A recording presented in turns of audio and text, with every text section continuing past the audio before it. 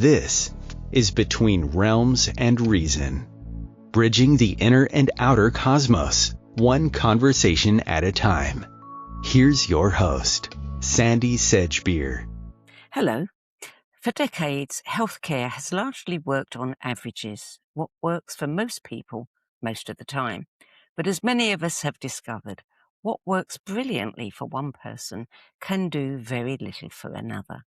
My guest today, Vicky Godfrey, believes the future of health lies in understanding something far more personal, our DNA. Through her work with DNA Pal, she helps people use their unique genetic blueprint to make smarter choices around diet, lifestyle, stress, hormones, detox, and long-term well-being, moving away from guesswork and into truly personalized health. But Vicky didn't begin her career in wellness. She walked away from a glamorous life in television to retrain in naturopathic medicine and later advance studies in cancer care at Birkbeck University. A co-founder of DNA Pal, an award-winning health tech company focused on making genetics simple and practical, she followed a very different calling, one rooted in science, prevention, and real-world results. Vicky Godfrey, welcome. Hello, thank you for having me. So you had a really successful career as a TV producer on shows that many of us recognise, and a job that people would never want to leave. What made you walk away from that and move into health and genetics? So it was a bit of a journey. 80-hour weeks, 3 days notice to fly anywhere in the world. It was fantastic, but it's not the kind of career with motherhood. And I've got to a certain age and the need for children or the want for children came on quite strong.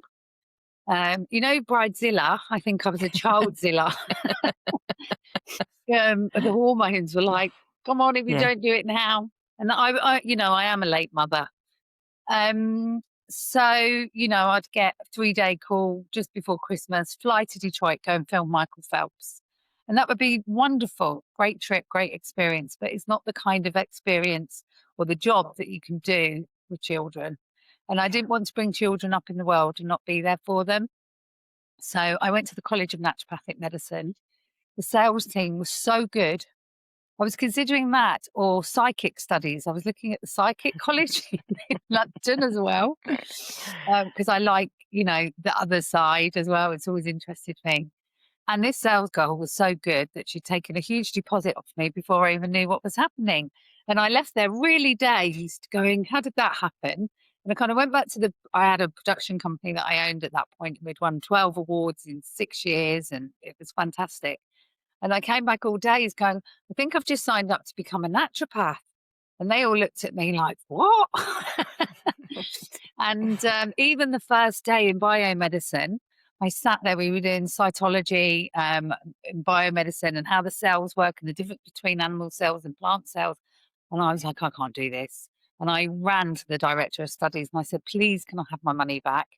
And they said, no, you paid. And it was, it was an expensive course. And I'm one of these people, if I've paid, then I'll see it through.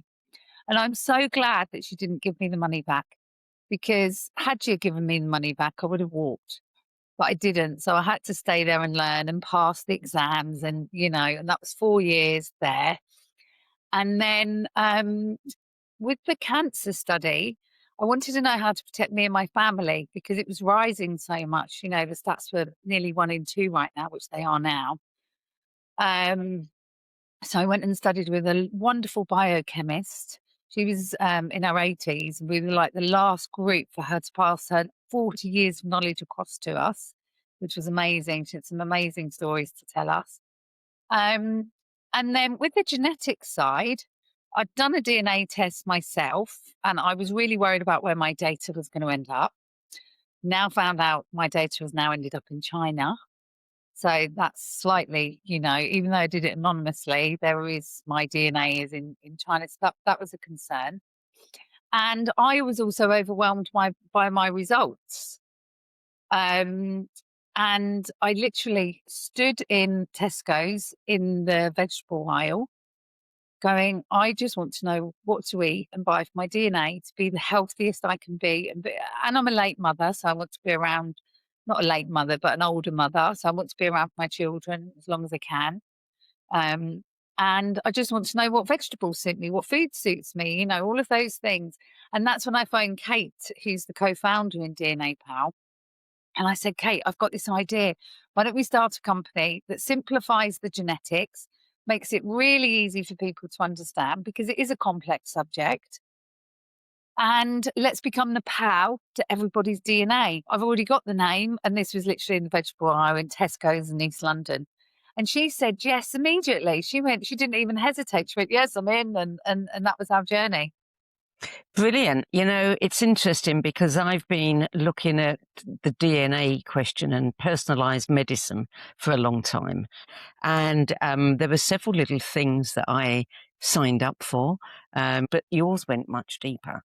Yeah. And this is just, you know, I mean, you made the right decision. The psychic stuff's always there. But what we need right now is we need personalized medicine. And where do we go to get it? You know, it's not that easy. So thank you. Thank you for doing that. And so let me ask you this. Looking back now, does it kind of feel like a complete career change or a natural evolution for you? No, it feels like a complete career change rather than a natural evolution.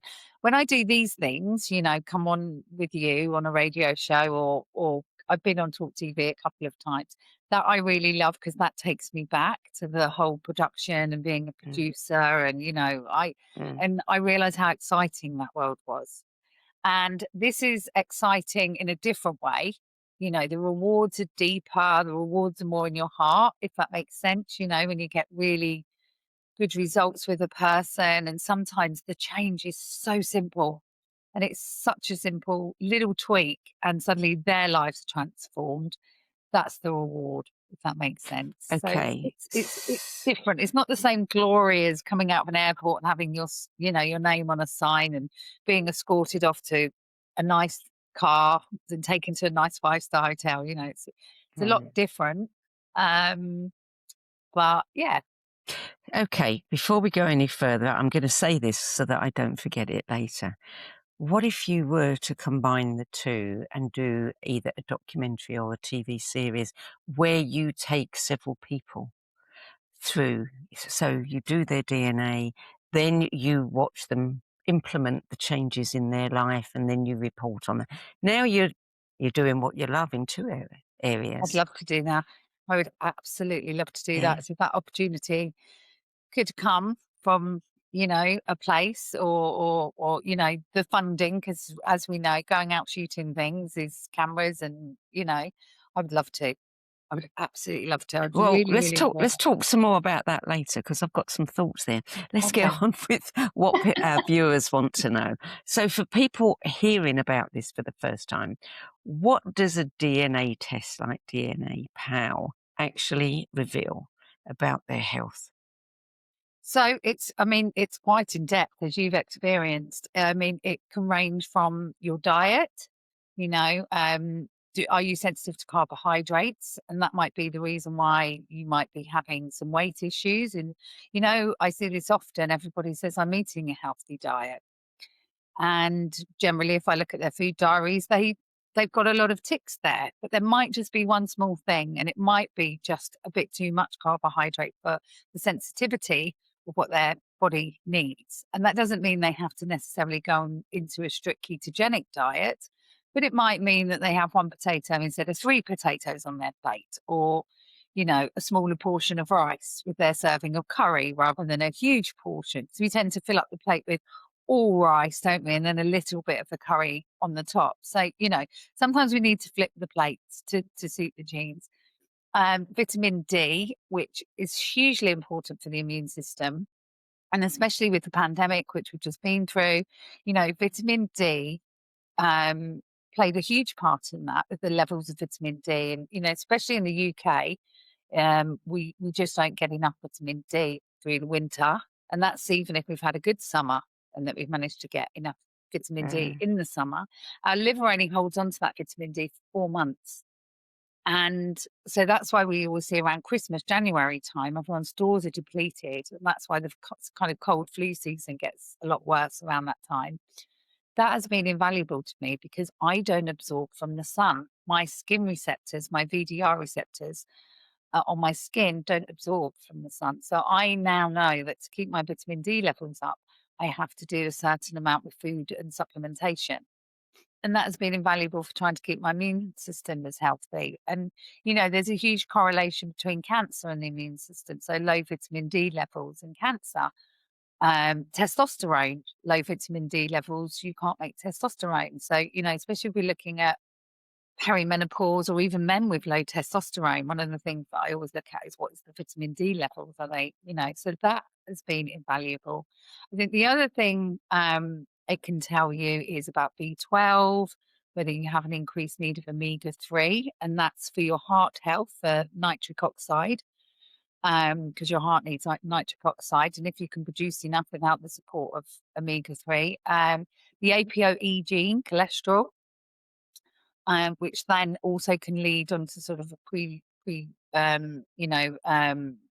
predisposed thing of natural cognitive decline as we get older, which we want to prevent because the brain does need cholesterol, the good cholesterol, plus your hormones need cholesterol. So again, you know, it's about making sure you're putting the right fats in. Whether you've got a risk of type 2 diabetes, one of the most fascinating things I found about myself is my liver detox pathways are a bit sluggish. They're a little bit slow. We live in a terribly toxic world now. We have 85,000 toxins in our environment. To give you some perspective, in early 1900s, there was only 2,000. So in just over 100 years, we've man-made another 83,000 of perfume chemicals and endocrine disruptors and plastics and pesticides. One grape was tested. They found 85 different pesticides on a grape. You know, and your liver is one of the major organs that we have, has to filter all of that. And mine is quite sluggish, so I have to give my liver a lot more support, which interestingly, after my second baby, I was the biggest I'd ever been. I'm only 5'2" and I was 13.5 stone. I'm not sure what that is in kilos. But it was a lot. Each breast was kind of the size of a football. And I worked on my liver genes really hard for a year, and I lost 3.5 stone that year. And the following year, I didn't work as hard, but still stayed with I still do it now. And another 1.5 stone fell off, and I became 8.5 stone in my 40s, mid-40s, when most women are kind of saying, oh, it's the middle-aged spread and I can't lose the weight. So through that experience, knowing how important to get those toxins out, get those hormones out and give your liver some love become really important. And we look at all of those genes as well as hormones, thyroid, whether you're predisposed to, you know, any thyroid problems or you're predisposed to estrogen dominance. And again, whether you can detoxify the estrogen.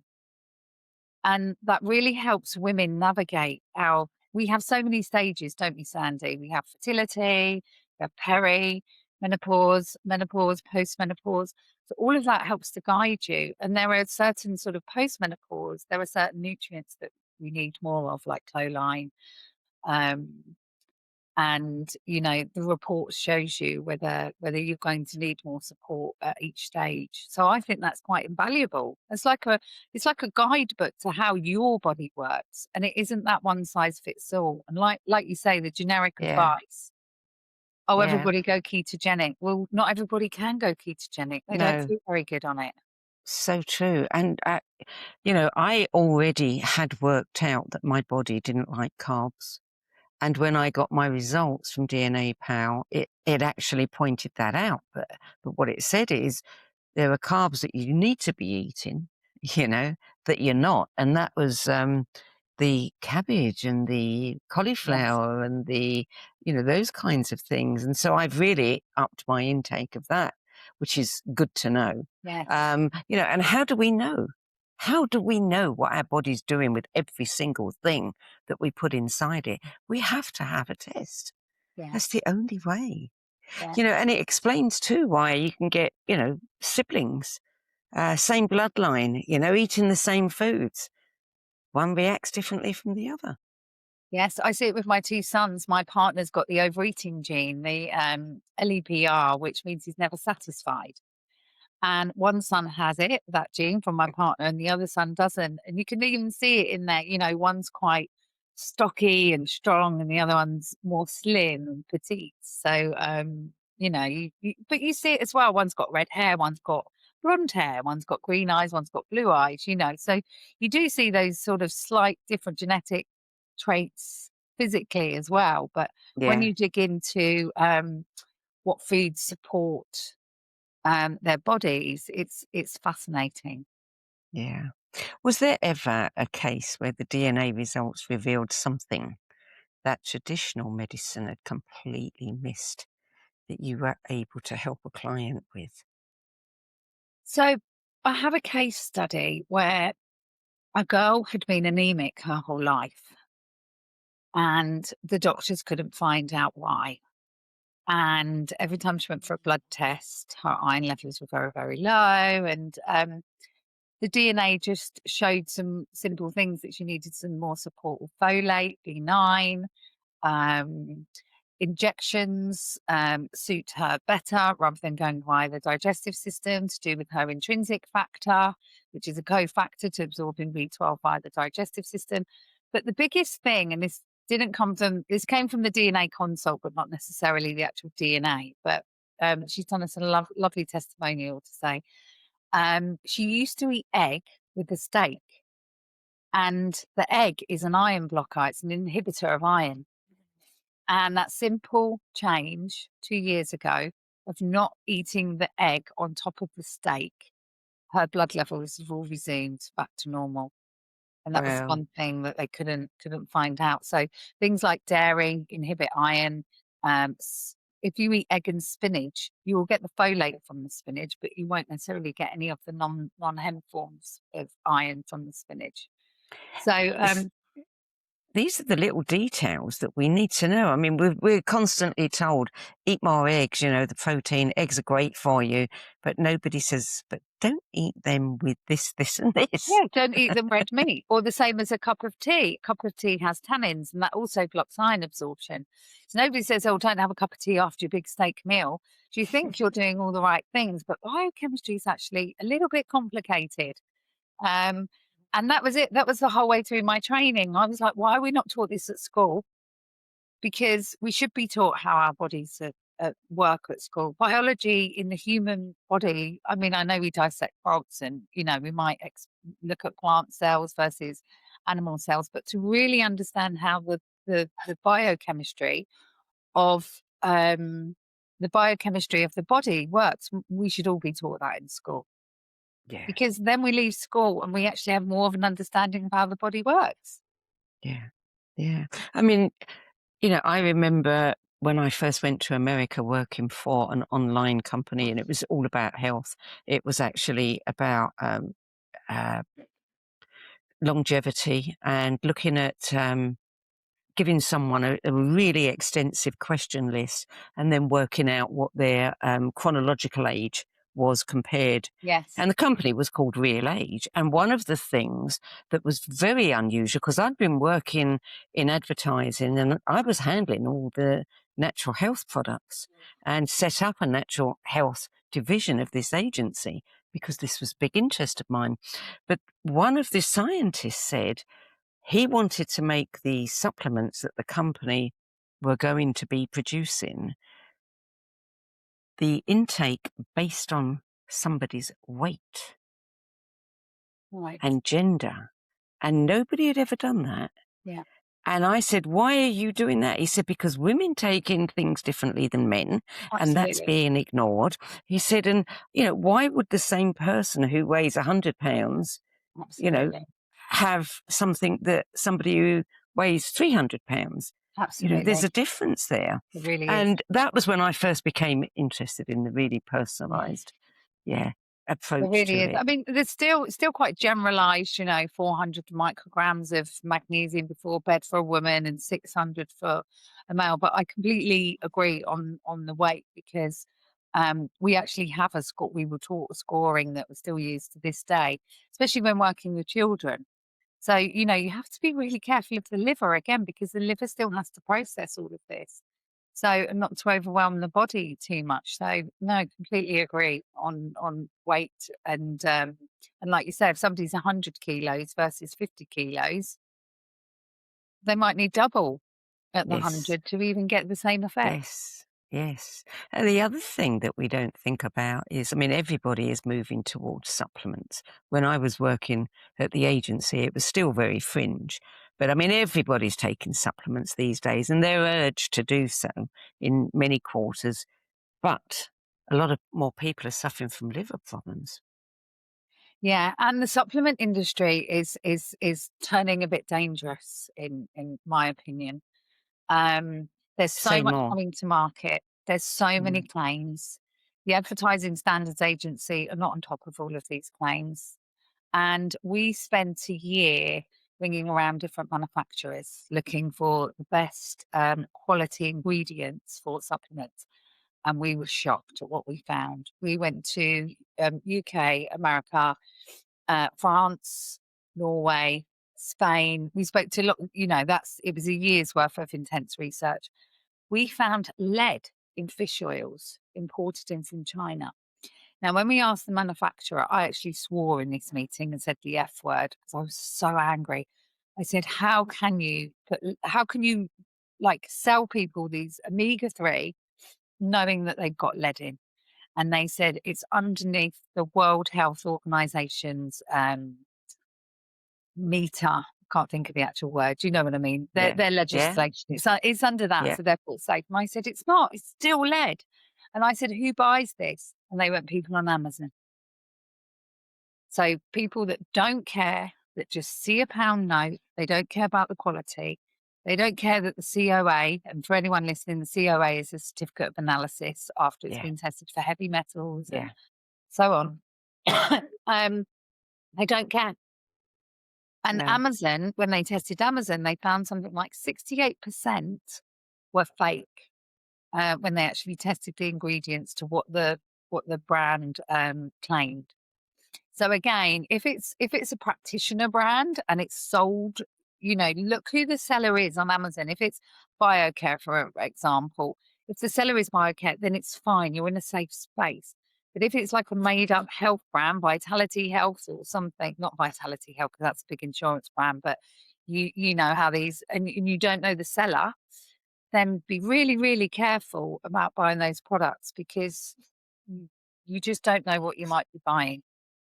No. So it is important to find trusted, brands, and, do look at the people behind the brand. And if it's just businessmen, they're only going to be, they're only going to care about the bottom line. Yeah. And I've noticed too on Amazon is that you will see one particular company and the way they lay out their page, and then all of the others have copied it. So it looks equally professional, but the product is inferior. Yeah. And that is the danger. And that is what the mainstream have been using to make supplements look like something nobody should be. There has to be this middle ground where people understand, it's a catch-22, isn't it? Because you've got to educate people, but you can't make a claim. So how can you educate people about what they're taking so that they understand, where to begin, where to look, So it's, we're not being helped. And I think the EU have not helped because, in Germany, they used to have, you used to be able to get things like ginkgo biloba, prescribed by your doctor. Yeah. Not anymore. Right. So there's so many things that are trying to work against it, including, all the scammers as well. And they go for the pain points. There's a psychological warfare. I saw it at Christmas. I think I saw it the worst I've ever seen it this Christmas on social media. the pain points. Are you suffering from fatigue? Are you suffering from weight gain? Yeah. Are you suffering from this? They go right into your pain point, and then they claim that they're going to cure all of those pain points. And then I go in and I look at the ingredients and I think, well, that's for that and that's for that. So, this isn't really adding up, but their marketing is good, but not necessarily the care behind it is good. And I think that's very, very important in this world of TikTok shops and social media selling and influencers. They don't know. They're getting paid 25% cut of everything they sell. They don't look at the COAs, the certificates of analysis of what the actual ingredients are and whether if it's true freeze-dried ingredients versus synthetic. So yeah, did you pick up any of that background noise? Don't worry about it. This is real life. I'm talking to real people. Yeah, dogs, children. Yeah, real situations. That's not a problem. So this move towards, personalized medicine, you think this is the way of the future? Is it really going, or are all the odds against it? No, I think the pharmacology side. I mean, I'm trained as a naturopath, so I sit on the more natural side of supplements, diet, epigenetics, where the genes can actually be affected by your choices that you make in terms of what you eat, what you take as a supplement, and your lifestyle changes, so go out there and ground, or, swim every day, or what type of activity, what type of exercise suits you the best. So I think where pharmacology is going is really, really interesting, because one size in medicine doesn't fit all. I can't work so much on the pharmacology side because of the way that I'm trained as a naturopath is to work with diet, lifestyle and supplements. The genes that we work with in terms of nutrigenomics, which is the field that I work in, means nutrition for your genes. And there's a thing called epigenetics, and epigenetics are your external factors. So the foods that you decide to eat, the supplements you decide to take, the lifestyle things that you decide. Swimming every day might be more better for you than working out really hard on a cardio machine. We actually have a situation where a man couldn't lose weight, and he was doing cardio and high intensity training, HIIT training. And his DNA came back as endurance training. And so he swapped to endurance training, like, long distance running and, jogging for a longer time and marathons, and then the weight fell off. He just wasn't training. And sometimes when you can do those high intensity trainings, they can put more stress onto the adrenals and the cortisol. So you're pumping out more stress genes, and then the body overall is more stressed, and then it's going to hang on to that weight. So again, things like that. But in terms of the pharmacology, the things that I do see, because obviously I have to understand medicine, because I have to look at herbal interactions with certain medicines, especially in cancer, with the amount of different chemo drugs and, radiation. I have to look at all of those. I think the more we get to know in the pharmacology of what drug will work for that person, is really, really going to benefit. And there are some wonderful tests coming out at the moment. There's one in Greece and there's one in Germany that can dig down now through bloods, not through genetics, but it can tell you which drug will work best for the type of cancer that you have, and which foods work better for you. So I have a client at the moment who he needs quercetin foods for his cancer. And it takes a lot more of the guesswork out. Again, it's that we've got protocols that we follow, but they always need to be tweaked to the individual. Yeah. And the information coming out now for healthcare, I think in the next 5 to 10 years, we're going to see a really, really big difference in healthcare outcomes using the genetics and the new tests that are coming to market to really dig down. But, food, I believe we can heal the body from anything. I've witnessed it, but you have to create the right environment for your body to even be able to heal. Yeah. And that's a difficult thing, because we live in this modern world of toxins, stress, You know, the old days of just the man going to work. It's now both parents have to work.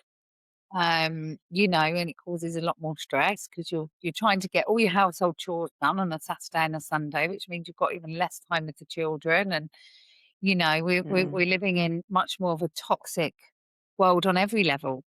Yeah, It's yeah, harder. yeah, yeah. This was the era there where we were supposed to live longer and healthier, you know.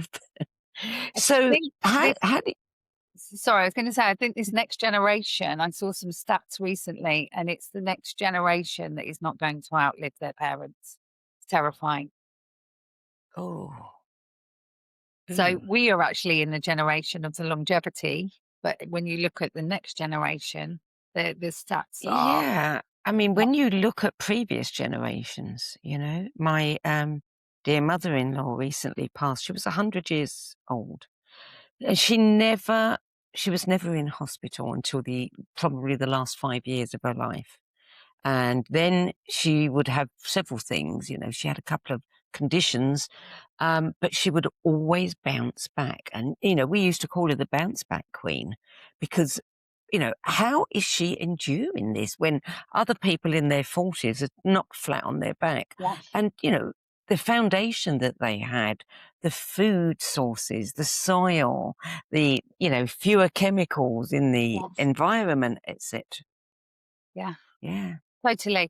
I sit with my aunt who's 84 now, you know, and she was born in World War II, 1942. And my nan, I always remember my nan's, she had 2 acres of land. She had her own geese. She had about 10 apple trees planted. We had gooseberry bushes, plum trees, all the potatoes. She made her own bread, apple pie on a Sunday. You know, and they all lived to a good old age with not many health problems. They're Yeah. not eating there wasn't the processed foods to eat. There No, wasn't the quick fix at McDonald's or no. Burger King or, you know, all these other packaged things that we now see in the supermarket. There just wasn't.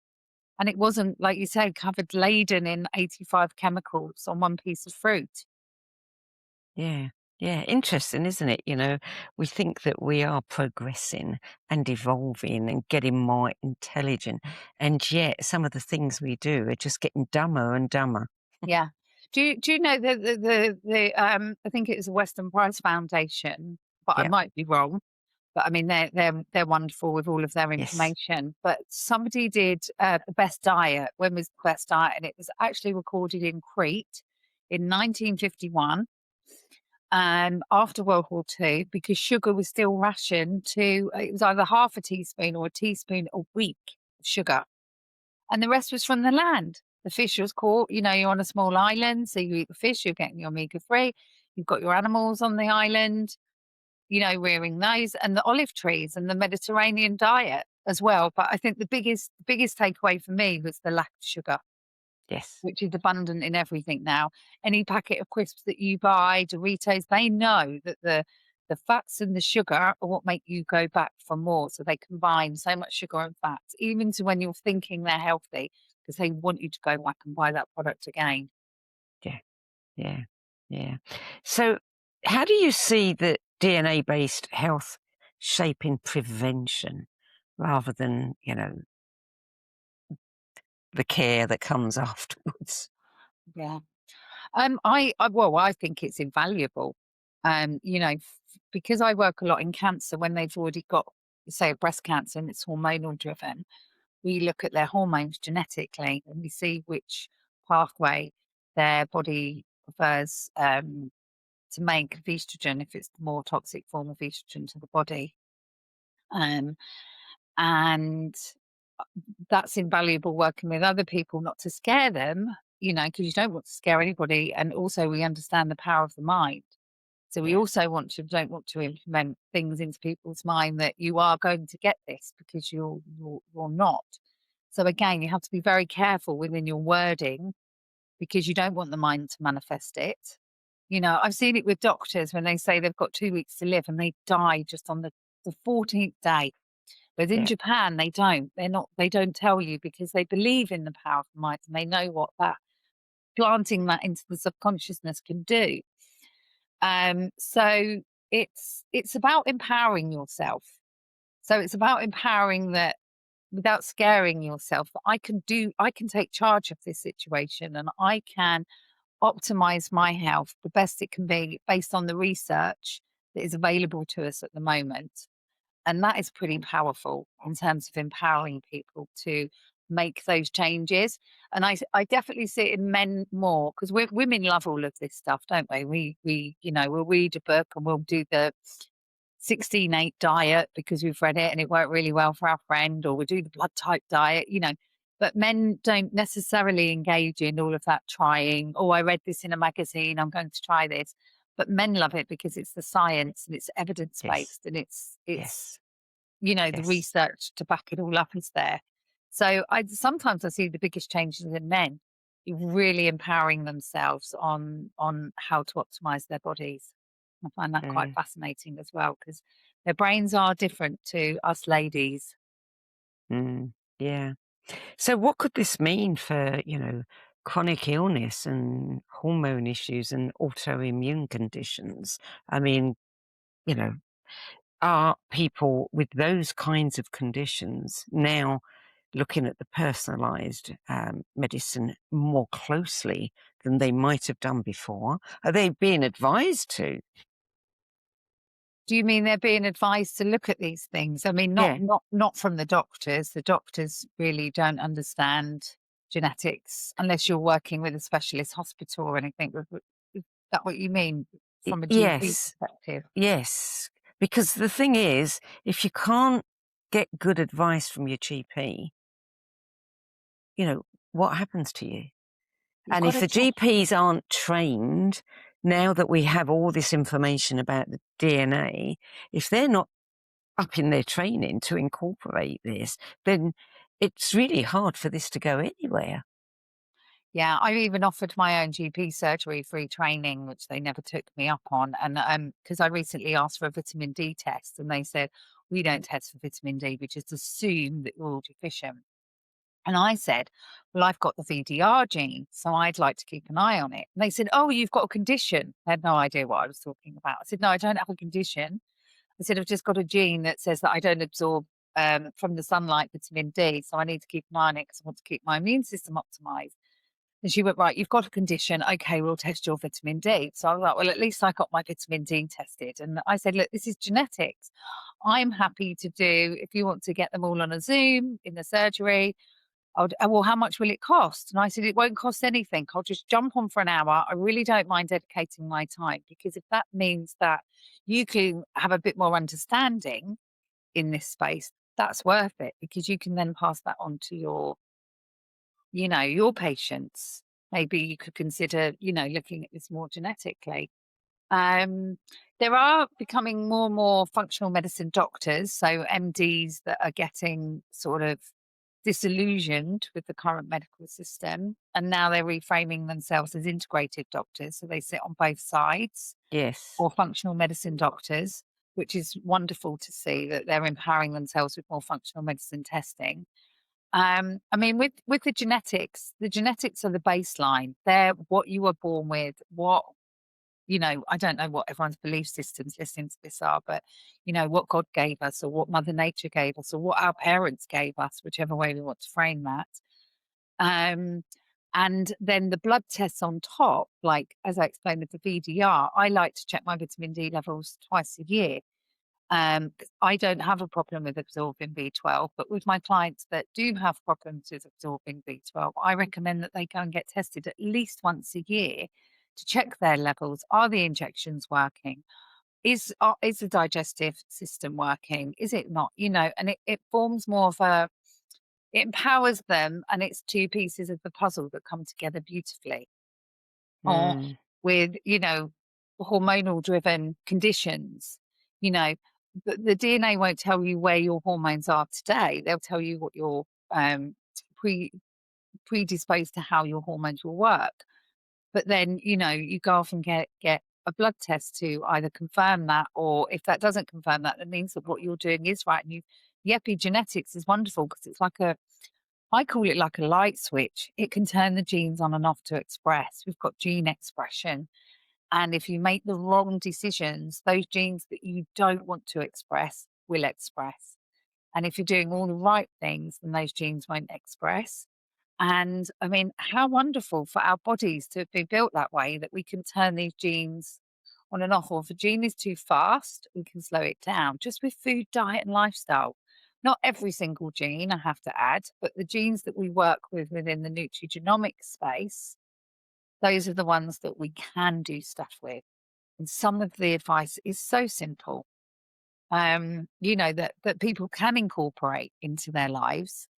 And it shouldn't be so overwhelming to incorporate. I think the main one trending at the moment, MTHFR, which you might want to beat me now because it's actually it's got a nickname slang word, the mother effer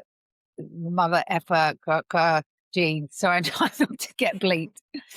And when you look at that, that's about your body not being able to absorb and deal with folic acid. Okay, and you need true forms of folate or methylfolate for your body to absorb it. And that can cause things like bipolar, ADHD, things like that. You also can't detoxify. If you've got the MTHFR gene, you also can't detoxify heavy metals very well. And heavy metals is in everything. Even baby formula from a baby, if you're not breastfed, there's got aluminium in the baby formula. The aluminium deodorants that everybody uses as antiperspirants. The tin tomatoes that we use when we think we're being healthy, making our homemade grass-fed spaghetti bolognese, and so on. But you can't necessarily, depending on what genes you have, detoxify some of those chemicals, which can then lead to more problems. So the scary thing that they're just doing now is they've just decided to add folic acid to all the bread and the flour, because they've just decided that everybody's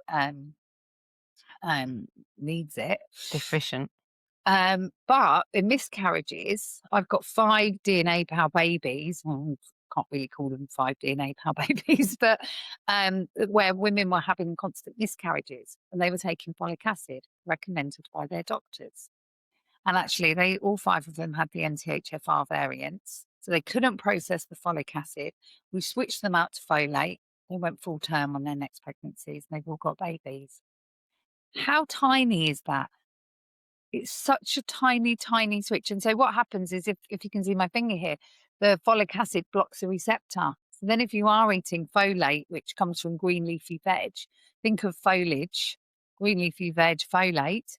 The receptors are blocked because folic acid is there. The folic acid can't be utilized, so it blocks the receptors. And now they're going to run it out in our flour and bread, in the UK anyway. I don't know about around the world, but again, reading labels is going to become really, really important, because if you've got the MTHFR, you're not going to be able to convert that folic acid to folate to be able to use it. And they guesstimate, I mean, the whole world hasn't been genetically tested yet. I'm sure it will at some point. They guesstimate about 50% of the population have a variant on the MTHFR that won't be able to convert the folic acid. This is interesting because I think on a much bigger scale, when we look at, what's happening in the world, when we look at, what's happening on a energetic, spiritual level, etc., is that over and over and over again, we are getting the message that it all starts with you. What's going on out there is going on out there, but you can be your own advocate. You have to be the one who makes the decisions. You can't outsource your health and trust a GP whose education isn't up to the latest science. Yeah, they don't. I mean, I had a conversation with one GP in my GP surgery, and we got talking about magnesium. And I said, "Oh, have you seen the PubMed study where, most people who suffer migraines and headaches were deficient in magnesium? And once we put the right levels of magnesium in, 80% of these headaches and migraines disappeared." And he was like, "Oh no." And he was actually really open to it. And we Googled the PubMed study together and went through it together. And I left that with him. But because I've been a migraine headache sufferer the majority of my life, hormonally driven. And again, I can see that now in my DNA in the last probably 3 years, really like hardly any migraines. Like I wish I knew now what I'd have known at 14, because I wouldn't have suffered for so many years. And the doctors put me on beta blockers, then they put me on amitriptyline, then they put me on the pill, I can't remember which pill it was, but I was walking through Covent Garden thinking of different ways to commit suicide. And I phoned the doctors up and I said, I'm a happy girl. I'm working at the BBC. I'm having a great time working on all these programs. Why am I feeling like this? And they said, stop the pill immediately. And amitriptyline, they put me on at one point. I couldn't get out of bed. And I was about to do a job in New York with the Blind Date team. Do you remember Cilla Black and Blind Date?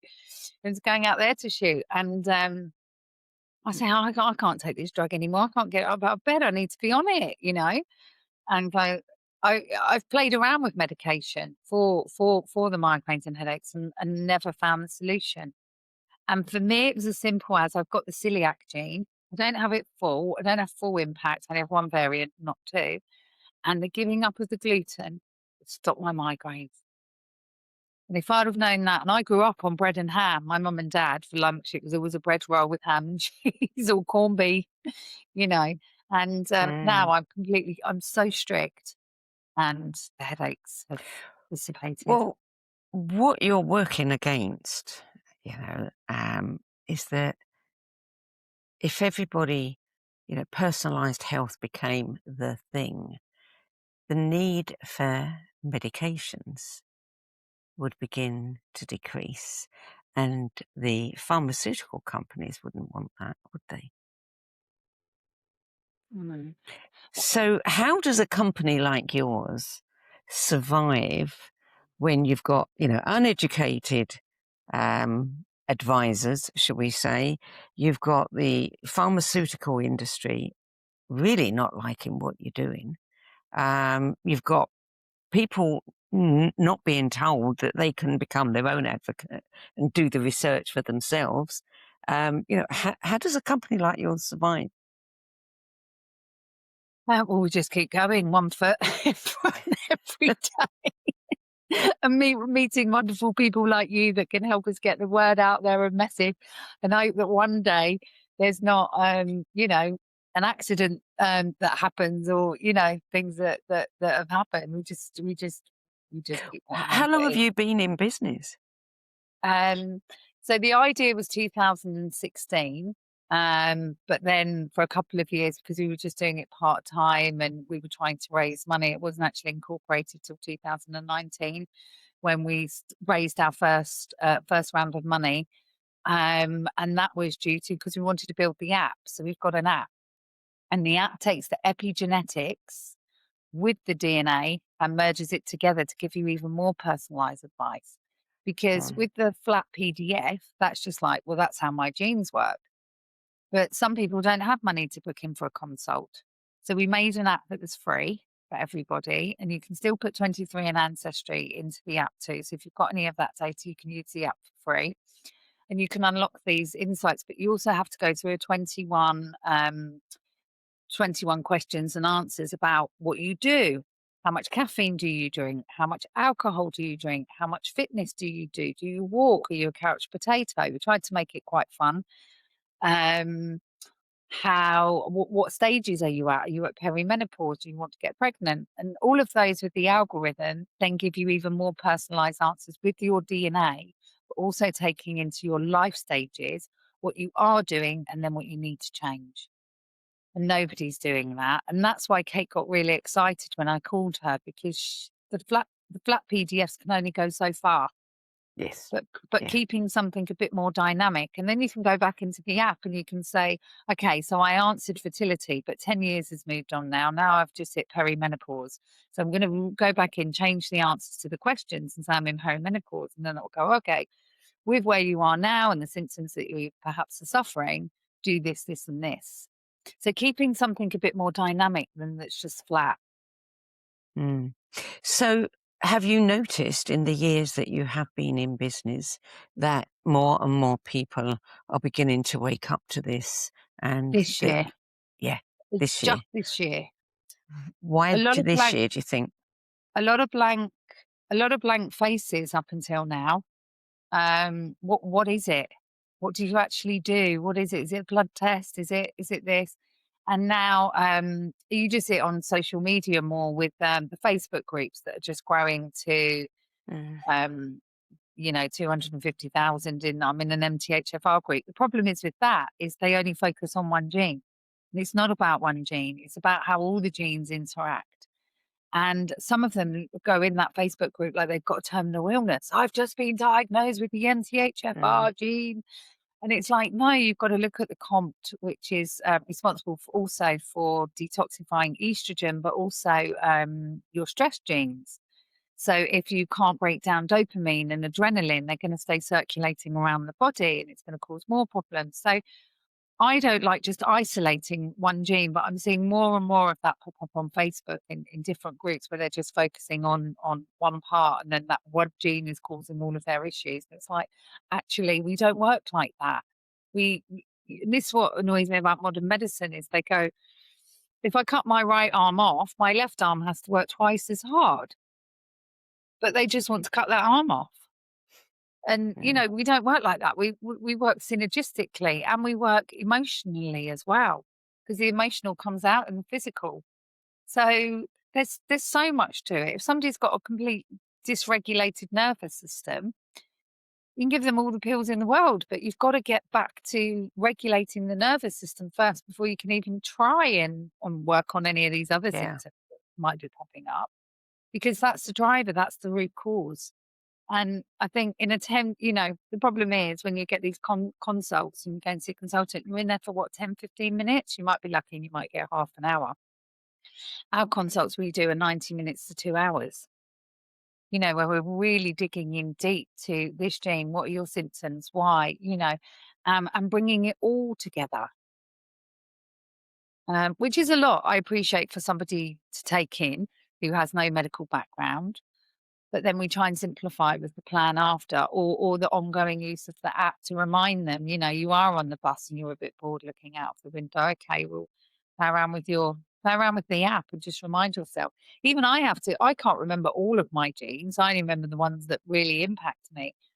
And they're the ones that I've made the biggest changes. But even I go still back into the app. I go, oh gosh, yeah, I forgot about that gene. Right now that's all back in order, I can look at that. So if somebody comes to you, they have a consult, they do it, face to face, they have all the tests done, you give them their report, they get all that, then they decide to get the app. Is all of their data, can they connect that with their account in the app so that they don't have to keep going back and forth looking up? This is one of the other things we do. We capture 800,000 SNPs. Now, there's not even the research available on everything that we capture. The reason we went for that with the lab was because we didn't want people's DNA to keep being put through systems. Okay, so we get this raw data file, which is huge for all of these 800,000, which some of these will lend themselves into pharmacology and some of these will be more relevant, say, to the BRCA1, BRCA2 gene or things like that. We don't report on any of those because that's not our lane. We're not oncologists. We don't pretend to be oncologists. But that's all captured. Now, the idea with the app is that as the new research comes out, we have a digital platform that we can constantly update with the new research and new insights on some of the genes that may not be reported on yet because there isn't research. And we work with two professors. They're from Brookes University, but they live in Switzerland now. And they go over and we said to them, how fast is the research data coming out now in nutrigenomics? And they said, so fast. And we said, how, in an ideal situation, how big would that team need to be? And they went, huge, to even be able to keep up with the amount of research coming out. But the idea is that on the digital platform, it's easier for us to send updates to everybody to say, there, as much as it's free or your diet, lifestyle, exercise is free, you have to get some costs back for the investors that helped us to build the app in the first place. So there, some of the hormones and the heart health you do have to pay to unlock. Yeah. But you'd have to pay to go and put your DNA back into a machine to get that report anyway, but you're not risking your DNA again. So let me ask you this. I mean, some years ago, my sister, who passed away, had cancer. And when they were looking at immunotherapy, they were doing certain tests,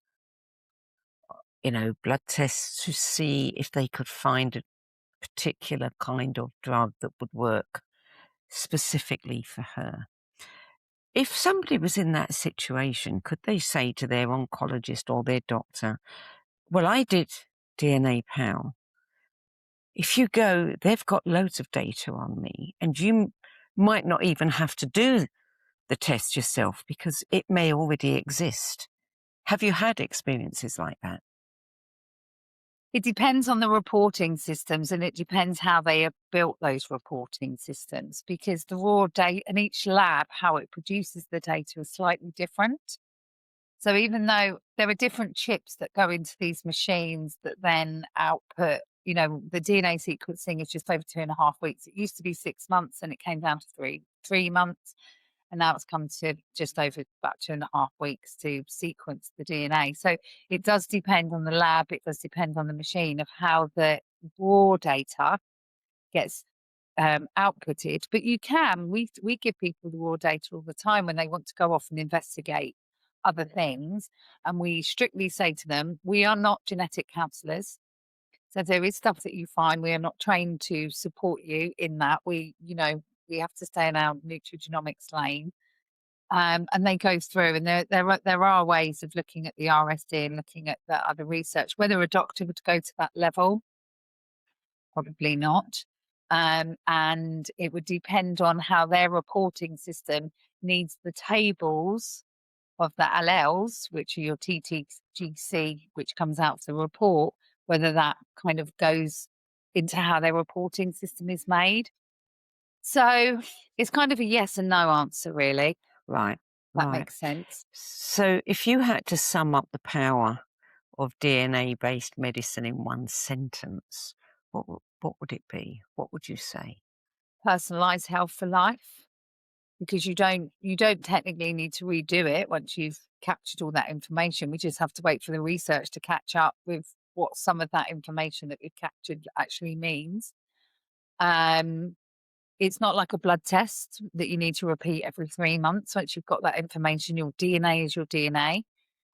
There's a really nice quote that they use for genetics, that the genes are the loaded gun, and your decisions on lifestyle, diet, and exercise and supplements pull the trigger, if you're doing all the wrong things for it. I like that, because it brings us straight back to accountability in ourselves. It's up to me whether that trigger gets pulled or not. Yeah. So the $64,000 question has to be asked: what would it cost somebody, to go through the process with you? So our smallest package starts at 240 or 23999. So let's round it up to 240 for the sake of a pence. Don't know why we do that pence thing. Psychological. Yeah. And then the next package up is 360, and then the next one up includes a consult, and that's just around the £600 mark. But we call it an investment because you don't need to keep repeating it. It's a one-off, and you're understanding how your body works, which I think I don't think you can really put a price on that, of the value. And I'm not going to say that you're going to read your PDF once and you're going to say, oh, I've got everything, because it's a lot of information. It's something that you do go back and revisit, and you do go back and revisit at different life stages just to check, am I getting the right nutrients for this stage in my life? For male health, we look a lot at testosterone converting to DHT, which is the more dangerous form of testosterone, which can then lead in later life to, prostate enlargement. And hopefully not, but in some cases, prostate cancer.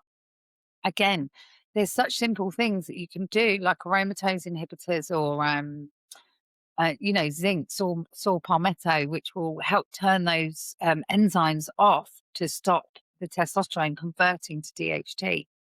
So how wonderful you'll never truly know if they would go on to develop it. You only really know when you're working backwards. Yes. if that makes sense. Yeah. But, Yeah. you know, prevention is always much easier than cure.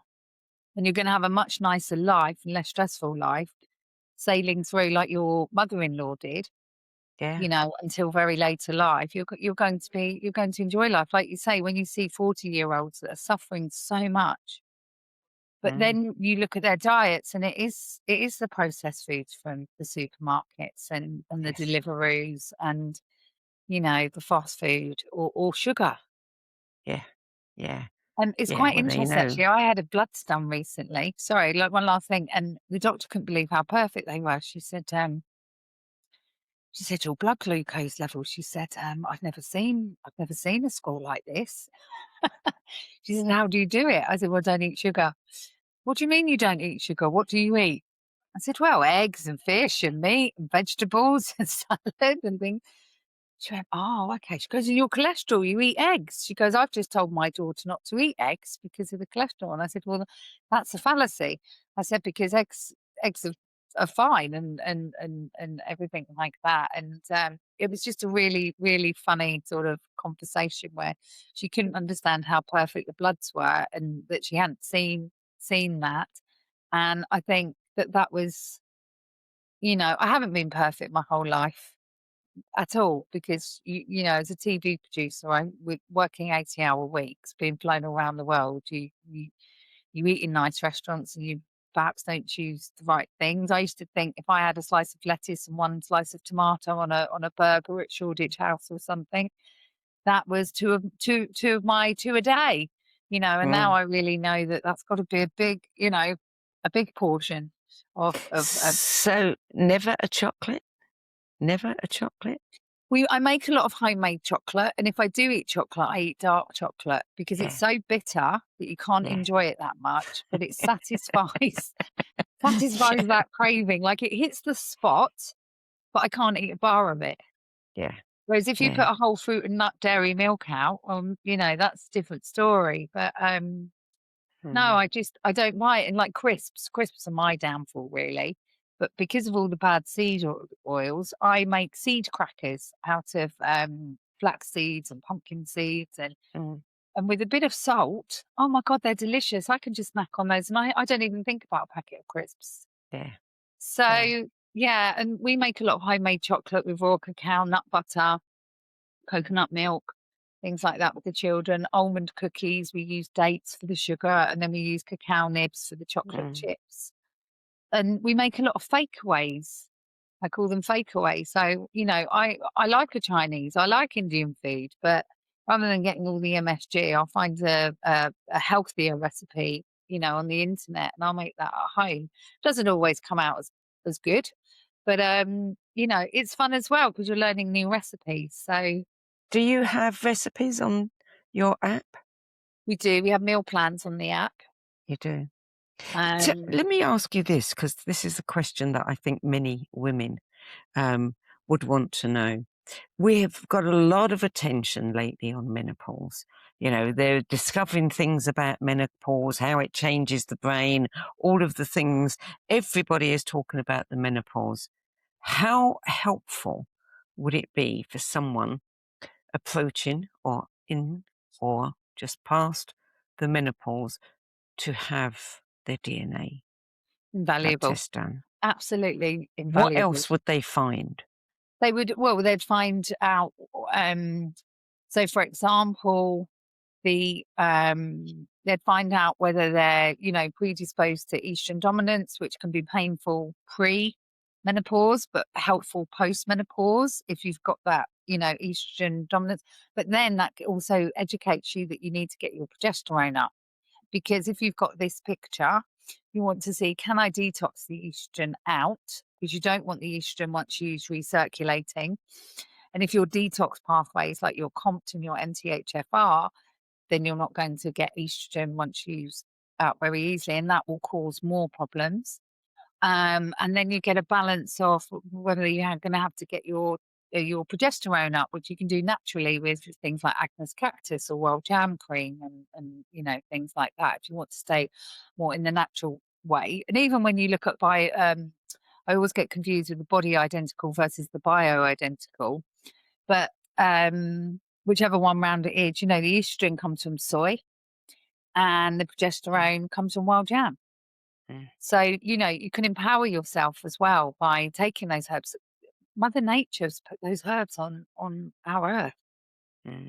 So, you know, do we have to go and then take risk taking synthetic hormones?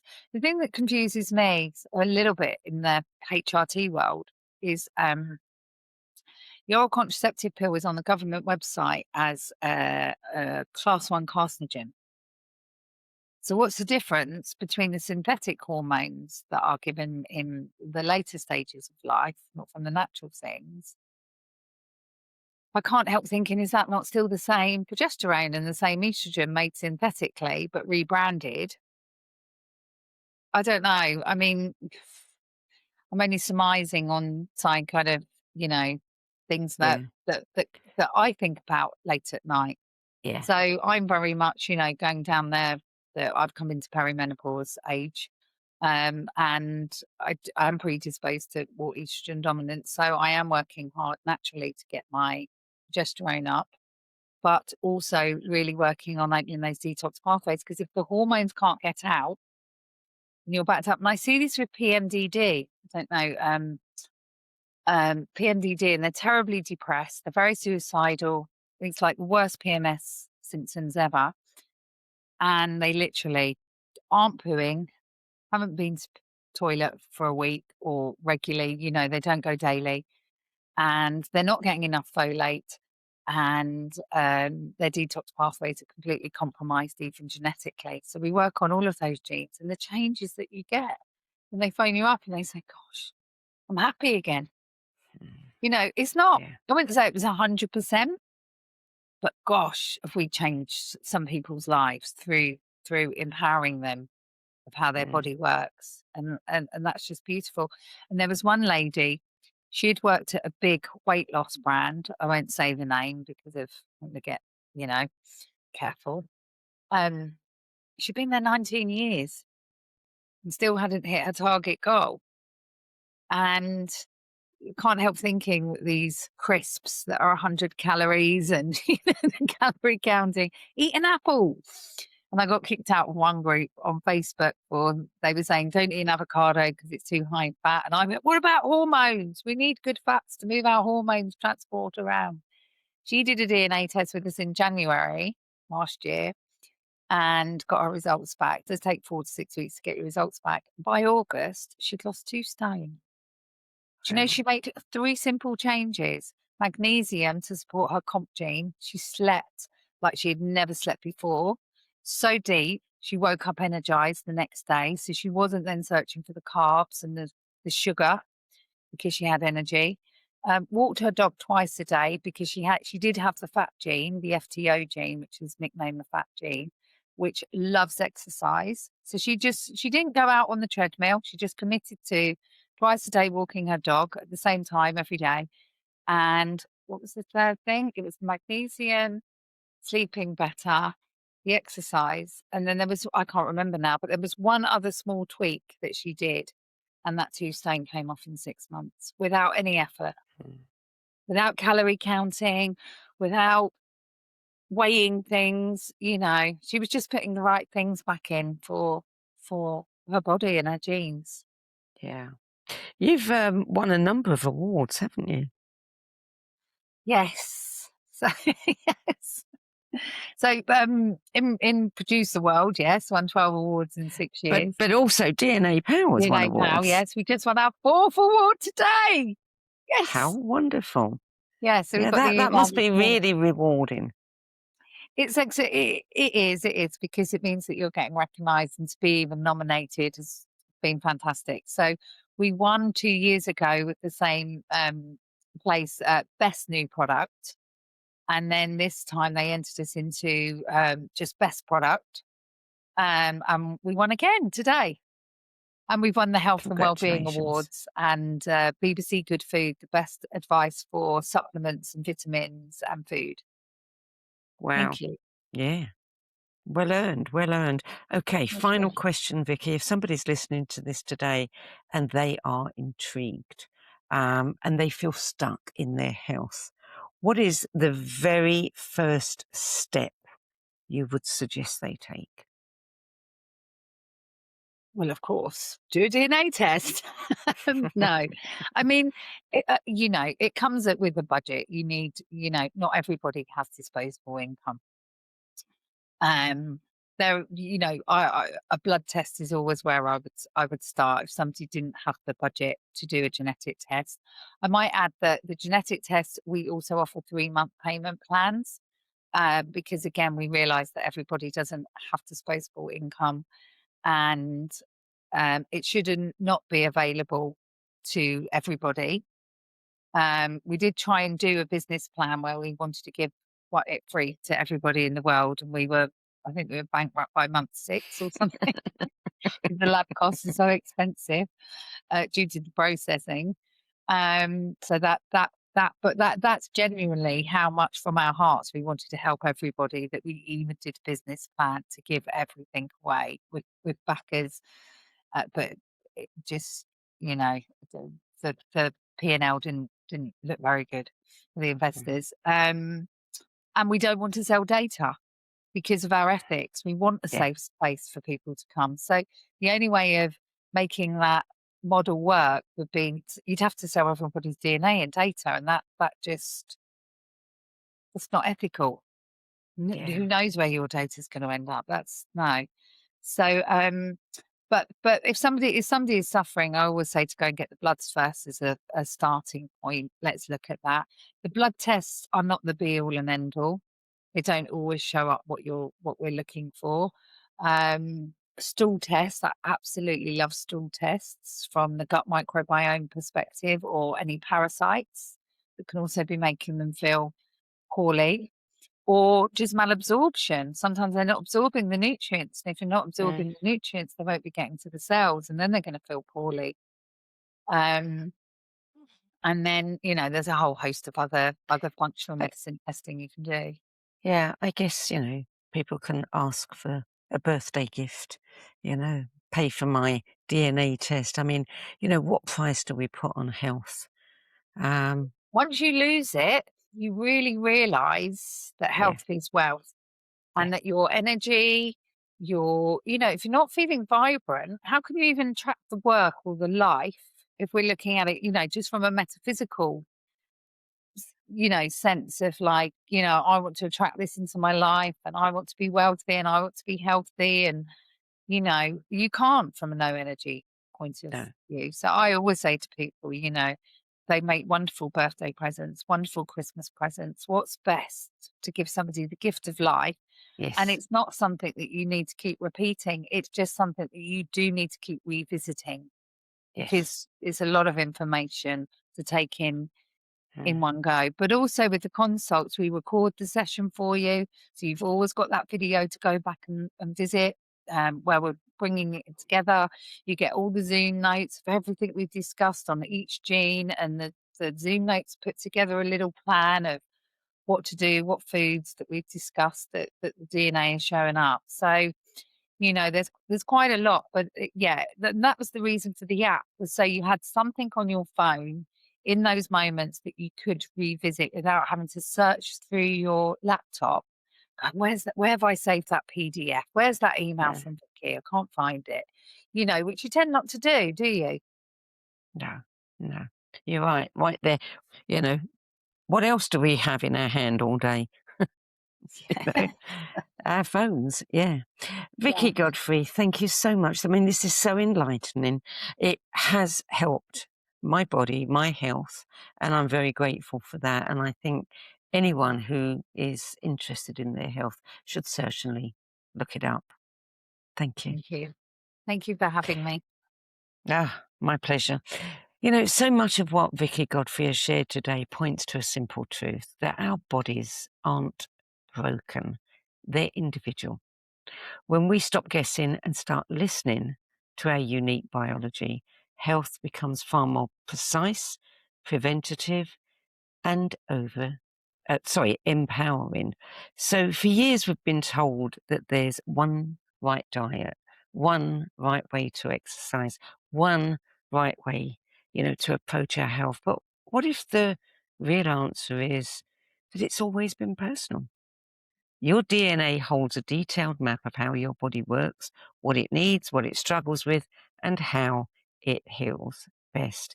And if personalized medicine can help prevent illness, reduce trial and error, and give you clarity about your health, the real question isn't whether this is the future. It's how long will we keep treating everyone the same when we're clearly not built that way? Vicky Godfrey is a health and wellness specialist, co-founder of DNA Pal, where she specializes in nutrigenomics with a clinical focus on gut health, detoxification, and personalized nutrition. Her work combines scientific research with real-world application, helping clients translate complex genetic data into clear, actionable strategies.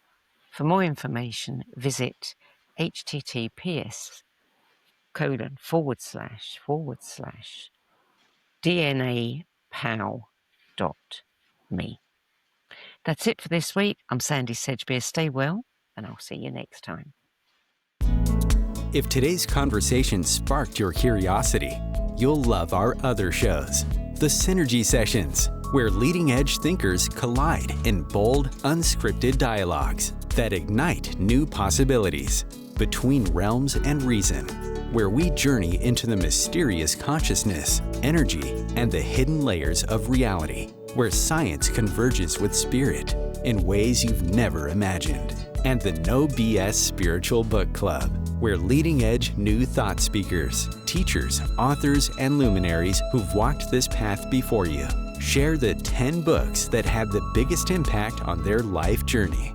All 3 shows are available on YouTube, Spotify, Substack, and all major podcast platforms. For more information, visit sedgbeer.com. That's SEDGBEER.com.